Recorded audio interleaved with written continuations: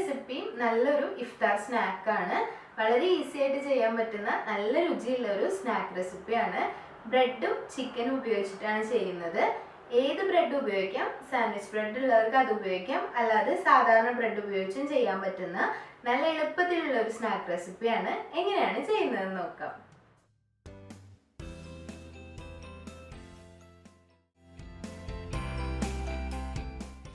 ഈ ഒരു സ്നാക്ക് തയ്യാറാക്കാൻ വേണ്ടി ആദ്യത്തെ സ്റ്റെപ്പ് ചിക്കൻ വേവിച്ചെടുക്കലാണ്. ഞാനിവിടെ ഒരു 4 കഷ്ണം എല്ലില്ലാത്ത ചിക്കൻ പീസസ് നന്നായി കഴുകി വൃത്തിയാക്കി ഒരു പാനിലേക്ക് ഇട്ടിട്ടുണ്ട്. അതിലേക്ക് ആവശ്യത്തിന് വെള്ളവും കൂടി ചേർത്തിട്ട് വേവിച്ചെടുക്കണം. ചിക്കൻ മൂടിക്കിടക്കാൻ ആവശ്യമായിട്ടുള്ള വെള്ളം ചേർത്ത് കൊടുക്കുക. ആവശ്യത്തിനുള്ള ഉപ്പും 1/2 ടീസ്പൂൺ കുരുമുളക് പൊടിയും കൂടി ചേർത്തിട്ട് ഇത് വേവിച്ചെടുക്കാം. മീഡിയം ഫ്ലെയിമിൽ 15 മിനിറ്റ് അടച്ചു വെച്ച് കുക്ക് ചെയ്തിട്ടെടുക്കാം.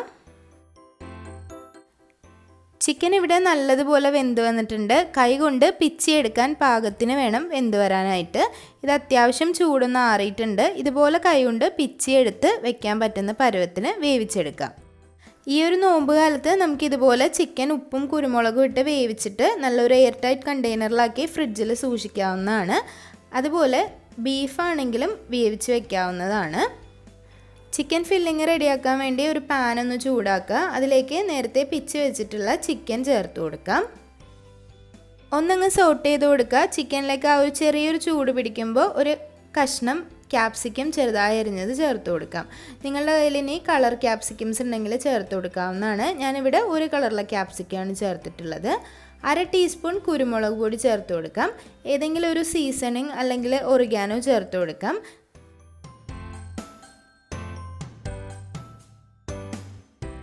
മീഡിയം ഫ്ലെയിമിൽ ഒന്നങ്ങ് ചൂടാക്കി എടുക്കുക. ക്യാപ്സിക്കത്തിൻ്റെയൊക്കെ ചെറിയൊരു പച്ചമണം മാറുമ്പോൾ അതിലേക്ക് 1 ടീസ്പൂൺ സോയ സോസ് ചേർത്ത് കൊടുക്കാം. വേറെ സോസുകളൊന്നും നമ്മൾ ചേർക്കണില്ല. സോയ സോസ് ചേർത്തതിന് ശേഷം നല്ലതുപോലെ ഒന്ന് മിക്സ് ആക്കി കൊടുക്കുക. എല്ലാ ഭാഗത്തേക്കും അതിൻ്റെ ആ ഒരു ഫ്ലേവർ കിട്ടണം. ഇനി ഇതിലേക്ക് ഞാൻ ചേർക്കുന്നത് മയണൈസാണ്. ഇത് ഞാൻ ഹോം മെയ്ഡായിട്ട് ചെയ്തിട്ടുള്ള മയണൈസാണ്. എഗ്ലെസ് മയണൈസും മുട്ട ഉപയോഗിച്ചിട്ടുള്ള മയണൈസും നേരത്തെ വീഡിയോ അപ്ലോഡ് ചെയ്തിട്ടുണ്ട്.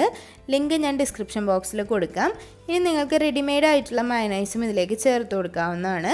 ഒരുപാട് പുളി ഇല്ലാത്ത മയണൈസ് ചേർത്ത് കൊടുക്കുന്നതാണ് നല്ലത്. നല്ല ടേസ്റ്റ് ഉണ്ടാവുന്നത്. തീ ഓഫ് ചെയ്തതിന് ശേഷമാണ് മയണൈസ് ചേർക്കേണ്ടത്. ഒരുപാട് മയണൈസ് ചേർക്കേണ്ട. ഈ ഒരു ചിക്കന് വേണ്ടിയിട്ട് ഞാൻ 4 ടീസ്പൂൺ മയണൈസ് മാത്രമാണ് ചേർത്ത് കൊടുത്തിട്ടുള്ളത്. നല്ലതുപോലെ ഒന്ന് മിക്സ് ആക്കി കൊടുക്കുക. തീ ഓഫ് ചെയ്യാൻ മറക്കരുത്. ആ ഒരു ചൂടിൽ മയണൈസ് അങ്ങ് സ്പ്രെഡായാൽ മതിയാവും. ഈ ഒരു മിക്സ് ഇവിടെ റെഡി ആയിട്ടുണ്ട്. ഇനി ഇതിലേക്ക് ആവശ്യമുള്ളത് ബ്രെഡാണ്. ഞാനിവിടെ സാൻഡ്വിച്ച് ബ്രെഡ് അല്ല എടുത്തിട്ടുള്ളത്, സാധാരണ ബ്രെഡാണ്. കുറച്ച് വലിപ്പമുള്ള ബ്രെഡ് എടുത്താൽ നല്ലതായിരിക്കും. റോൾ ചെയ്യുമ്പോൾ അതനുസരിച്ച് നമുക്ക് നല്ലതുപോലെ റോൾ ചെയ്യാൻ പറ്റും. എനിക്കിപ്പോൾ സാൻഡ്വിച്ച് ബ്രെഡ് കിട്ടാത്തത് കൊണ്ട് സാധാരണ ബ്രെഡ് എടുത്തിട്ടുള്ളത്. മിൽക്ക് ബ്രെഡാണ് എടുത്തിട്ടുള്ളത്. ബ്രെഡിൻ്റെ 4 സൈഡ്സും ഒന്ന് കട്ട് ചെയ്ത് കൊടുക്കാം.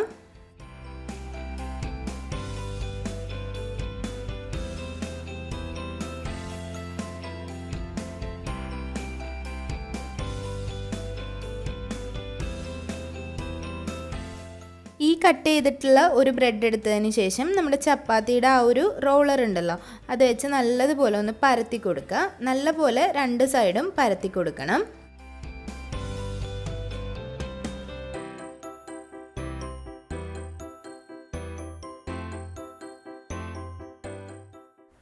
ഇനി ഈ ഒരു ബ്രെഡിലേക്ക് ആ ഒരു ഫില്ലിങ് വെച്ച് കൊടുക്കാം.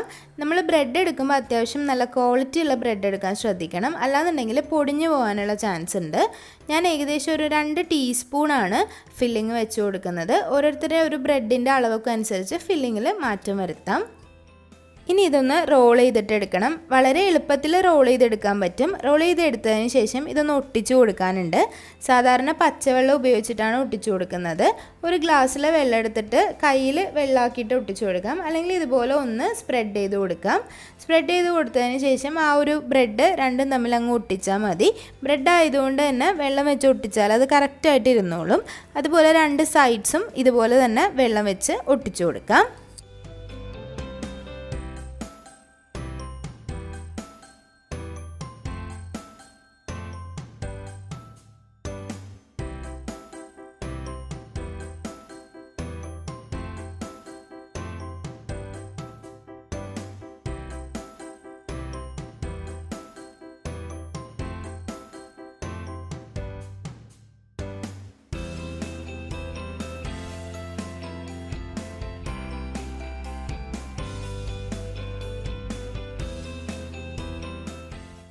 ഒരുപാടങ്ങ് പെർഫെക്റ്റ് ആയിട്ടൊന്നും കിട്ടണം എന്നില്ല. ഇനി ഇതിൻ്റെ മുകളിൽ ഒരു കോട്ടിങ് കൂടി വരാനുണ്ട്. അതുപോലെ എല്ലാം ചെയ്തെടുക്കാം. ഏകദേശം ഒരു 4 പീസ് ചിക്കൻ കൊണ്ട് ഞാനൊരു 14 സ്നാക്ക് റെഡിയാക്കി എടുത്തിട്ടുണ്ടായിരുന്നു. 14 ബ്രെഡ് ഉപയോഗിച്ചിട്ടുണ്ട്. ബാക്കിയുള്ള ബ്രെഡ് ഉപയോഗിച്ചിട്ട് ബ്രെഡ് ക്രംസ് റെഡിയാക്കി വെച്ചിട്ടുണ്ട്. ഇതിൽ മുക്കിയിട്ടാണ് നമ്മൾ ഫ്രൈ ചെയ്തെടുക്കുന്നത്. ഈ ഒരു സ്നാക്ക് ഡിപ്പ് ചെയ്യാൻ വേണ്ടി ഒരു മിക്സ് കൂടി റെഡിയാക്കി എടുക്കാം. അതിന് വേണ്ടി ഒരു ബൗളിലേക്ക് 2 ടേബിൾ സ്പൂൺ മൈദപ്പൊടി ചേർത്ത് കൊടുക്കാം.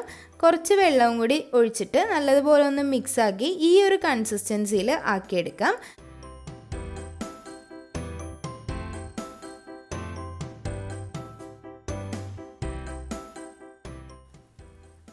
ഓരോ സ്നാക്കും ആദ്യം ഈ ഒരു മൈദയുടെ മാവിൽ മുക്കുക. അതിനുശേഷം ആ ഒരു ബ്രെഡ് ക്രംസിൽ മുക്കിയിട്ട് മാറ്റി വയ്ക്കാം. ഈ ഒരു മൈദയുടെ മാവ് ഒരുപാട് വെള്ളം പോലെ എടുക്കാൻ പാടില്ല. ചെറുതായിട്ടൊന്ന് കട്ടിയിൽ തന്നെ എടുക്കണം. എന്നാൽ ഒരുപാട് കട്ടിയും പാടില്ല.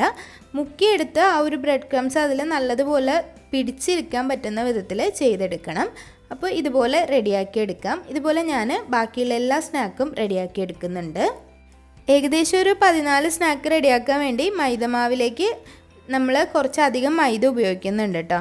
ഏകദേശം ഒരു 3/4 കപ്പ് മൈദയൊക്കെ അതിനാവശ്യമായിട്ടുണ്ട്. ആവശ്യത്തിന് വെള്ളം ഒഴിച്ച് ലൂസാക്കി ആ ഒരു കൺസിസ്റ്റൻസിയിൽ ആക്കിയെടുത്താൽ മതി.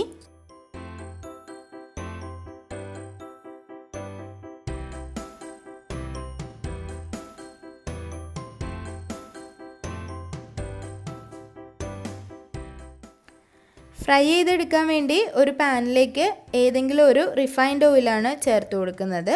ഡീപ്പ് ഫ്രൈ ചെയ്യുന്നതാണ് നല്ലത്. അതാവുമ്പോൾ ഒരുപാട് എണ്ണയൊന്നും കുടിക്കാതെ നല്ല പെർഫെക്റ്റ് ആയിട്ട് ഈ ഒരു സ്നാക്ക് കിട്ടും.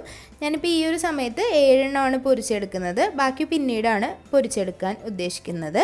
നല്ലൊരു എയർ ടൈറ്റ് കണ്ടെയ്നറിലാക്കിയിട്ട് നമുക്ക് ഫ്രീസറിൽ കുറച്ചധികം ദിവസം സ്റ്റോർ ചെയ്യാം. അല്ലാന്നുണ്ടെങ്കിൽ ഫ്രിഡ്ജിൽ 1-2 ദിവസം നമുക്ക് സ്റ്റോർ ചെയ്ത് വെക്കാവുന്നതാണ്. ആവശ്യത്തിന് ഇതുപോലെ പൊരിച്ചെടുത്താൽ മാത്രം മതി. ഒരുപാട് ഹൈ ഫ്ലെയിമിൽ വെക്കാൻ പാടില്ല. ഒരു മീഡിയം ഫ്ലെയിമിൽ വെച്ചിട്ടാണ് ഇത് പൊരിച്ചെടുക്കേണ്ടത്. ബ്രെഡ് ക്രംസ് ആയതുകൊണ്ട് തന്നെ പെട്ടെന്ന് തന്നെ കരിഞ്ഞു പോവും ഒരുപാട് ഹൈ ഫ്ലെയിമിൽ വെച്ചിട്ട് ഇത് പൊരിച്ചെടുത്താൽ. അപ്പോൾ ഒരു മീഡിയം ടു ഹൈ ഫ്ലെയിമിൽ വെച്ചിട്ട് ഇത് പൊരിച്ചെടുക്കുക. 2 സൈഡും മറിച്ചും തിരിച്ചുവിട്ട് കറക്റ്റായിട്ടൊരു ഗോൾഡൻ ബ്രൗൺ കളറാവുമ്പോൾ എടുത്ത് മാറ്റാവുന്നതാണ്.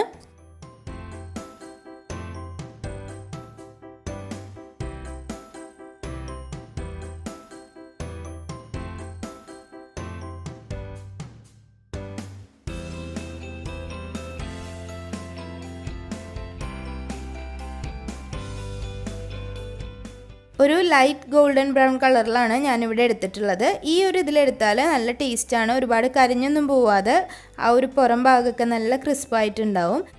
പെട്ടെന്ന് തന്നെ റെഡിയാക്കി എടുക്കാൻ പറ്റുന്ന ഒരു സ്നാക്കാണ്. ഒരുപാട് ഇൻഗ്രീഡിയൻസ് ഒന്നും ഇല്ലെങ്കിലും നല്ല രുചിയുള്ളൊരു സ്നാക്കാണ്.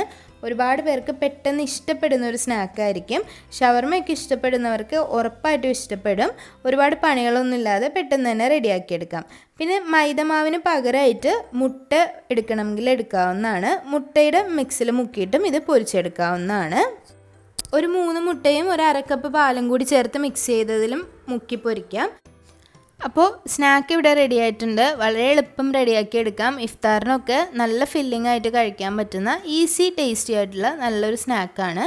സോസൊക്കെ കൂട്ടി കഴിക്കാൻ ഇഷ്ടമുള്ളവർക്കും ഇത് ഉറപ്പായിട്ടും ഇഷ്ടപ്പെടും. മയണൈസ് കൂട്ടിയും കഴിക്കാൻ പറ്റും. ഇനി അതൊന്നും ഇല്ലെങ്കിലും നല്ല രുചിയിൽ കഴിക്കാൻ പറ്റുന്ന നല്ല എളുപ്പത്തിലുള്ള ഒരു സ്നാക്കാണ്. അപ്പോൾ എല്ലാവരും ട്രൈ ചെയ്ത് നോക്കണം. ട്രൈ ചെയ്ത് നോക്കിയിട്ട് അഭിപ്രായങ്ങളൊക്കെ കമൻറ്റ് ബോക്സിൽ അറിയിക്കണം. അകത്ത് നിങ്ങൾക്ക് ഇനി ഇഷ്ടമുള്ള ഫില്ലിങ് വെക്കാവുന്നതാണ്. പക്ഷേ ഈ ഒരു ഫില്ലിങ് വെച്ചിട്ട് നിങ്ങളൊന്ന് ട്രൈ ചെയ്ത് നോക്കണം. നല്ല രുചിയാണ്. അപ്പോൾ ഇതൊന്ന് കട്ട് ചെയ്ത് കാണിക്കാം. വളരെ ഈസിയാണ്, നല്ല ടേസ്റ്റാണ്. അപ്പോൾ വീഡിയോ എല്ലാവർക്കും ഇഷ്ടമായെന്ന് വിചാരിക്കുന്നു. വീഡിയോസൊക്കെ ഇഷ്ടമാകുന്നുണ്ടെങ്കിൽ ലൈക്ക് ചെയ്യുക, ഷെയർ ചെയ്യുക, സബ്സ്ക്രൈബ് ചെയ്യുക. അതുപോലെ നിങ്ങളുടെ ഫ്രണ്ട്സിനും ഫാമിലിക്കും ഒക്കെ ഒന്ന് ഷെയർ ചെയ്ത് കൊടുക്കുക.